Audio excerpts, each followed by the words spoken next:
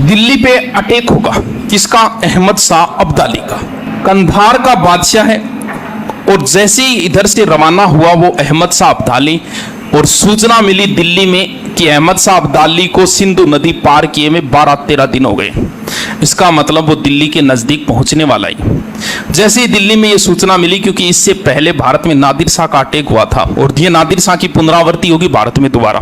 नादिर शाह ने बहुत बड़ा कत्लेआम किया, तो लोग दिल्ली के डर गए, और डर के लोगों ने जाट राज्य में प्रवेश करना शुरू कर दिया, क्योंकि उस समय का शक्तिशाली राजा सूरजमल है। तो दिल्ली की जनता जो है वो मथुरा आ गई, डर के मारे इस क्षेत्र में घुस गई। अहमद शाह अब्दाली ने प्रवेश कर लिया दिल्ली के ऊपर, और दिल्ली में बड़ा खतरनाक कत्लेआम शुरू होगा इसका। अब इसने अपनी एक सेना भेजी है सूरजमल के एक क्षेत्र पर कब्जा करने के लिए, जिसका नाम है वल्लभगढ़। वल्लभगढ़ दुर्ग में सूरजमल का पुत्र था जवाहर सिंह। जवाहर सिंह ने संघर्ष किया, लेकिन बाद में खुद अब्दाली आ गया इस दुर्ग को जीतने के लिए।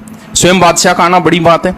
जैसे ही अब्दाली आया तो जवाहर सिंह यहां से निकल के मथुरा साइड से पहले अपनी सेना रखती कि अब्दाली को ब्रज नगरी में प्रवेश नहीं करने देंगे। अब अब्दाली यहां से ब्रज नगरी में प्रवेश करने के लिए जा रहा है। जवाहर सिंह के पास मुश्किल से 5,000 जाट थे यहाँ। तो यहाँ पर एक बड़ा भयंकर युद्ध हुआ, जिसका नाम था चौमुखा युद्ध। इधर सूरजमल पूर्णतः व्यवस्था किए में भरतपुर दुर्ग, डींग दुर्ग उनको मजबूत करने में लगा। पता है कि अब्दाली का कभी भी अटैक हो सकता है। उसके बाद में अब्दाली ने अपनी सेना भेजी मथुरा के अंदर। अब्दाली ने स्पष्ट आदेश दिया कि जितने भी जाट क्षेत्र है उन सबको लूटा जाए। अपने अपने दल भेजने शुरू किए, और मथुरा के अंदर एक बहुत बड़ा कत्लेआम होगा कृष्ण की नगरी में। पहले कत्लेआम का सिलसिला शुरू हुआ, आदेश ये दिया गया प्रत्येक सैनिक को कि तुम जो कुछ लूट के लाओगे वो तुम्हारा ही होगा, तुम्हारी मर्जी, जितना लूट के लाओ उतना लूट के लाओ। इसके बाद में अगर आप एक काफिर का सर लेके आओगे, एक काफिर का सर लेके आओगे, तो एक काफिर के सर का अलग से आपको क्या मिलेगा? 5 रुपया मिलेगा।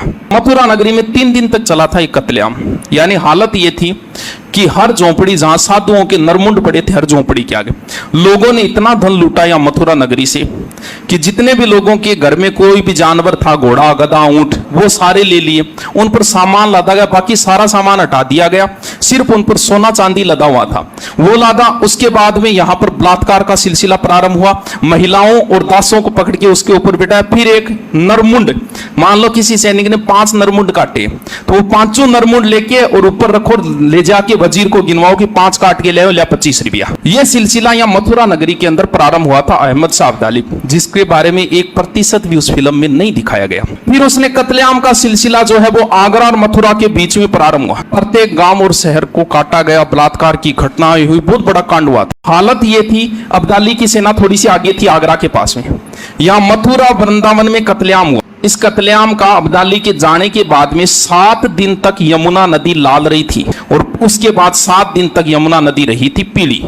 बस इतना ही बताया गया था पानीपत फिल्म में कि अब्दाली क्यों दोबारा आएगा ना, पानीपत का युद्ध होगा। ये युद्ध से पहले आया है अब्दाली, दोबारा फिर आएगा पानीपत के। उसमें सिर्फ इतना ही बताया कि अब्दाली वापस आ रहा है, और पिछली बार तो यमुना नदी 7 दिन तक लाल रही थी। सिर्फ इतना ही शब्द आता है, आप देखना उस पे, जबकि ये लाल इस पर। अब क्या हुआ कि कत्लेआम का ये सिलसिला हुआ। अब यमुना नदी लाल हो गई। धीरे धीरे यमुना नदी के अंदर हेजा फैलना शुरू हो गया, और अब्दाली की जो सेना है उसमें हेजा फैल गया। हेजे में सबसे उपकारी चीज होती है इमली। इमली के भाव बढ़ गए, एक शेर इमली के 100 रुपये हो गई थी उस समय। अब अब्दाली की सेना वापस जाना शुरू हो गई, क्योंकि सेना मरनी शुरू हो गई धीरे धीरे। अब्दाली वापस आ गया दिल्ली। दिल्ली से उसने एक व्यक्ति को भेजा, बंगाल का था, सूरजमल के पास भेजा। कभी पैसे दे, लगभग 1 करोड़ रुपए की मांग की गई थी। तो सूरजमल ने बड़ी बुद्धिमत्ता का परिचय दिया। बोल मैं तो वेट कर रहा हूँ, मैं तो मेरी तैयारी पूरी कर रखी भाई। इधर मैंने भरतपुर में तैयारी कर रखी, बैर में पूरी मैं तैयारी कर रखी। तू तो अटैक ही कौन करे, वापस चले गए। और मैं खुद चाह रहा हूँ कि तू मेरे पर अटैक कर, ताकि दुनिया देखे कि तू जीत गया तो ठीक है, अगर नहीं जीता तो दुनिया देखेगी कि दिल्ली को जीतने वाला और एक जाट किसान से हार गया। अब्दाली सोचे बात तो सी, अगर हार गया तो। तब इसने संधि का प्रस्ताव भेजा। 2-3 कुछ चीजें देके, गिफ्ट देके संधि का प्रस्ताव और एक उपाधि देके भेजा, ब्रजेंद्र ब्रिजराज सवाई। ये किसकी उपाधि? आप जब भी नाम देखोगे कई जगह सूरजमल का नाम ऐसे लिखा मिलेगा, ब्रजेंद्र ब्रिजराज सवाई महाराजा सूरजमल। अब वापस रवाना शुरू हो गए अब्दाली, निकलना किधर? अपनी क्षेत्र की ओर। देखो कितना दल लूट के ले गया था अब्दाली, बताओ। फिल्म में नहीं दिखाया गया, 1% भी नहीं दिखाया गया। 26,000 तो इसके पास घोड़े, गधे और हाथियों के ऊपर सामान लदा हुआ था। 80,000 सैनिकों के घोड़ों के ऊपर सामान लदा हुआ था, और सामान में सिर्फ क्या सोना चांदी रखा है, बाकी काम की चीजें फेंक दी गई है। 200 ऊंटों के ऊपर वो सामान था। मोहम्मद शाह की विधवा से विवाह किया था इसने। अब्दाली जो तोप लेके आया था ना, उन तोपों को यहीं छोड़ दिया, क्योंकि तोप अगर ले जा वापस तो ऊंट घोड़ा गतियां बांध के ले जाना पड़े, अभी तोप तो घींच के ले जाना पड़ेगा। तो तोप यहीं छोड़ के चला गया, तो तोप बाद में देखा सोनो चांदी ओगा लो एक बार, वो तोप यहाँ छोड़ के चला गया था। जो तोप महाराजा सूरजमल कहाँ लेके आ गए थे? भरतपुर में ले आए थे वो तोप।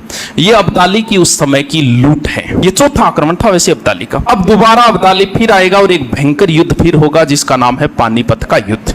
महाराजा सूरजमल फिल्म में ये कह रहे हैं कि मैं तुम्हारी सहायता तब करूंगा तब आगरा अगर मुझे दो, जबकि महाराजा सूरजमल में इतनी योग्यता थी कि वो आगरा को जीत सकते थे। 1761 में पानीपत के बाद में महाराजा सूरजमल ने आगरा को जीत लिया, इतना दिखाया और सूरजमल हट गई। इस वजह से उस फिल्म का विरोध हुआ कि सूरजमल ने ऐसी कोई शर्त नहीं रखी थी। यहां सूरजमल ने क्या शर्त रखी? मराठों के बाद में महाराजा सूरजमल मराठों के साथ दिल्ली आ गए। यहीं पर युद्ध की योजना बन रही कि आगे मराठा कहां लड़ेंगे, कहां युद्ध होगा, अब्दाली के साथ में। तो महाराजा सूरजमल ने कुछ प्रस्ताव रखे उनके साथ, कुछ शर्तें मान लो, प्रस्ताव मान लो कि देखो इस क्षेत्र के बारे में मैं ज्यादा जानू, बात भी जायज है, मराठा थोड़ी जानते इस क्षेत्र के बारे में, ये क्षेत्र तो महाराजा सूरजमल का है, तो नेतृत्व जो है वो मुझे दिया जाए, यानी नेतृत्व भरतपुर को दिया जाए या फिर इसका सेनापति मुझे बना दिया जाए। पहली सर जायज शर्त है कि भी क्षेत्र के बारे में जानकारी नहीं, ज्यादा नॉलेज। दूसरी, आप अपने साथ औरतों को ले आए हो, इतनी बड़ी लड़ाई होने वाली है। इसमें सदाशिवराव भाऊ की पत्नी को दिखाया गया फिल्म में, पार्वती। आप उन्हें डींग के महलों में छोड़ दीजिए, युद्ध होगा तो वो सुरक्षित वहां रहेगी मेरे यहां, ठीक है। तीसरी शर्त यह कि जनवरी था उस समय, 14 जनवरी को लड़ा गया था पानीपत का युद्ध। भी जनवरी सर्दी है, सर्दी अब्दाली के तो अनुकूल है, क्योंकि अब जनवरी थोड़ा सा युद्ध नहीं किए करके थोड़ा आगे खिसकाओ और मार्च अप्रैल तक ले चलो युद्ध ने, ताकि युद्ध ढंगू लड़ियो जा सके। तीनों शर्तों पर ही सदाशिवराव भाऊ ने ध्यान नहीं दिया तो ये एक प्रकार से महाराजा का अपमान है। तो महाराजा युद्ध भूमि से वापस हट गए और भरतपुर में आके परिणाम की प्रतीक्षा करने लग गए। कहां है सूरजमल? अब भरतपुर में। अब मराठों की हालत ये की थी कि खाने पीने, यानी मराठा जो है पानीपत के मैदान में भूखे ही लड़े थे, यानी 2-3 दिन से उन्होंने खाना ही नहीं खाया, क्योंकि खाने की व्यवस्था ही नहीं हो पाई इनके लिए। अब पानीपत का युद्ध हुआ। हरियाणा की सर्व खाम पंचायत के 20,000 जाट भी इस युद्ध में लड़े थे। किसकी ओर से? मराठों की ओर से। लेकिन फिर भी एक कहावत प्रचलन है कि जाटों के बगैर किसने पानीपत जीता है, क्योंकि इसमें महाराजा सूरजमल जो है वो भरतपुर आ गए थे। युद्ध हुआ, युद्ध में सदाशिवराव भाऊ मारा गया। युद्ध में विजय हुई किसकी? अब्दाली। जैसे युद्ध में विजय हुई, यहां से मराठा जो है वो भागना प्रारंभ हुए। जाट क्षेत्र में प्रवेश कर चुके मराठा। सूरजमल ने सख्त आदेश दिया कि किसी भी मराठा को नहीं लूटा जाएगा, आपसे जो भी सहायता हो इन मराठों की सहायता की जाएगी। उस समय कहते हैं महाराजा सूरजमल का खर्चा आया था लगभग 10 लाख इतनी व्यवस्था करने में। लगभग ब्राह्मण थे, लड़ने वाले मराठों के अंदर लगभग ब्राह्मण ही थे। तो यहां पर किशोरी देवी ने उनके लिए एक रजाई, वापस जाते समय लगभग वो 2-3 महीने रुके थे यहाँ पूरी सेना जो है, तो खाने पीने की व्यवस्था की। जाते समय प्रत्येक सैनिक को किशोरी देवी ने 5-5 रुपये दिए। 8 दिन का साथ में खाना दिया प्रत्येक सैनिक को, एक रजाई दी और कुछ जाट सेना दे के भेजा कि महाराष्ट्र तक इनको छोड़ के आओ। फिल्म में ऐसा कहीं नहीं दिखाया गया। अब बताओ फिल्में हमारा इतिहास का खराब कर रही है कि नहीं कर रही? ये देख लो, कोई भी चीज नहीं दिखाई गई। ना तो अब्दाली की लूट दिखाई गई फिल्म में, ना महाराजा सूरजमल का हारी सेना का सहयोग दिखाया गया।